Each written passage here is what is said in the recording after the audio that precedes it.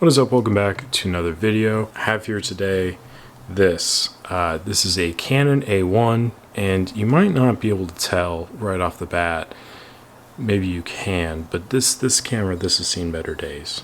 Somebody heard it deeply, and then it ended up in my care. I was knocking at the door one night. It was raining outside. It said, "Please, I'm a good camera, I promise. I need a home." And I said, "Don't worry, Canon, I got you." So I brought it in to my humble abode. There was something interesting about this camera that I want to talk about today, and I was kind of planning on doing a larger video on, but I might kind of nix that idea depending on how this goes. So this Canon A1 has some issues, as you might be able to hear, notably, a bit of a cough, a squeal, if you will. Okay? It also has an aperture squeal too. So these are two different issues I've talked about many times, but it's been a while, so I'll readdress it very quickly. The shutter squeal here is due to, and this is actually an A1 mirror box minus the prism. The shutter squeal is because of the gearing system in there basically running dry. So many people will tell you all you have to do is remove this screw here, and once you do that, then you just take something like this, some oil, put it through here, and then just relubricate. That's a thing you can do. That's a thing you can do. However, it's a bit of a quick and dirty fix. Sometimes that will fix the issue, other times it does not.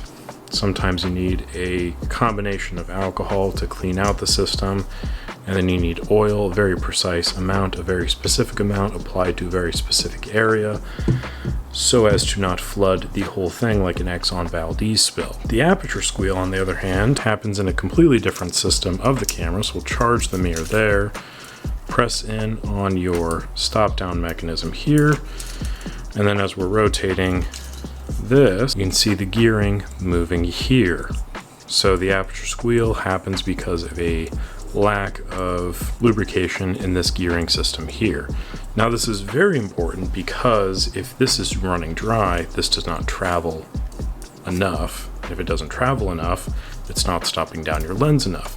However, the camera doesn't know that. The camera's computing system thinks this guy's shooting at f8, f16, so the camera is giving you the readout for exposures at f8 or f16. However, the lens isn't going to be able to stop down to those, so you're going to end up with shots that are multiple shots overexposed, basically ruining a lot of film. What is the workaround? The workaround is basically just sending it in to get serviced. It's pretty easy to do. Most anyone who's worked on these kind of knows how to do it in a way that doesn't mean oil everywhere.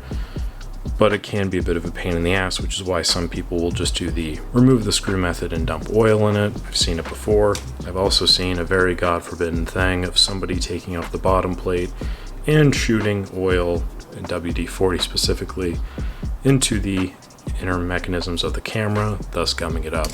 And so we don't do that here. What I do want to do though is a little experiment, because this is one of the few times I've had in Canon A series, because this happens on not only the A1 but the AE1 and AE1 program. I have one here that has the issue. I also have a camera tester here from Ravenny Labs. So we're gonna hook up the A1 to it, see if the shutter squeal is affecting the speeds at all, and kind of go from there. We'll start out with 1000. It's actually not that poor performance. So for reference, 1/1000th, the tolerance should be in between 0.77, this is really bad, 0.77 and 1.33. So this is reading at 1.02 in the middle. Actually the left and right curtains are pretty fairly balanced. We'll pop this down to 500. Okay, so there's a little bit of a discrepancy there, but it's still within tolerance. So functionally it should still work. This is not looking good for me, because the hope of this was to show you the importance of getting these things serviced.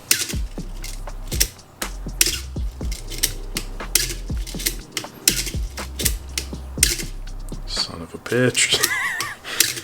Okay, so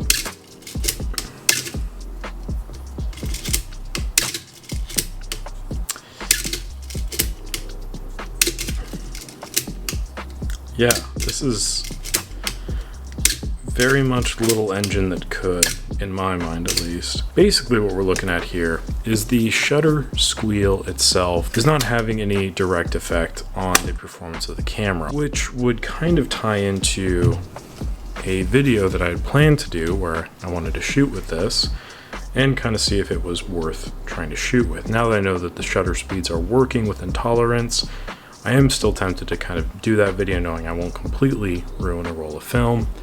I am still curious to see how the aperture squeal performance is going to affect the overall exposures of the images. Given that test we just did, the shutter speeds and the shutter itself seems to be fairly well balanced, fairly well put together, so that might not actually be the case, but ultimately this was a bit of a failed video because I wanted to hopefully elicit the importance of getting your cameras serviced, getting them working properly.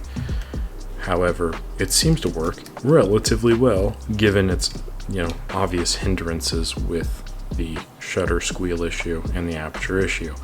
So I think now the best thing that I can do, put my money where my mouth is, take it out to shoot a test roll through, see the actual real world implications of these issues, and see if it's something that maybe you can shoot with, maybe you can't. I'm genuinely quite curious because, like I said, I've never really tried to shoot with something like this. I usually just fix them because it doesn't take me too much time, but we will get there. So that is all for this video. I hope you learned something.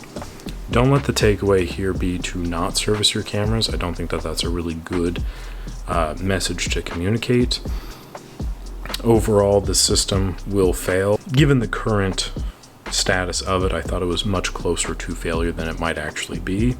But left untreated, left unrepaired, it will inevitably stop working, stop functioning. So this I view as more of a ticking time bomb as opposed to a perfect camera that's good to go.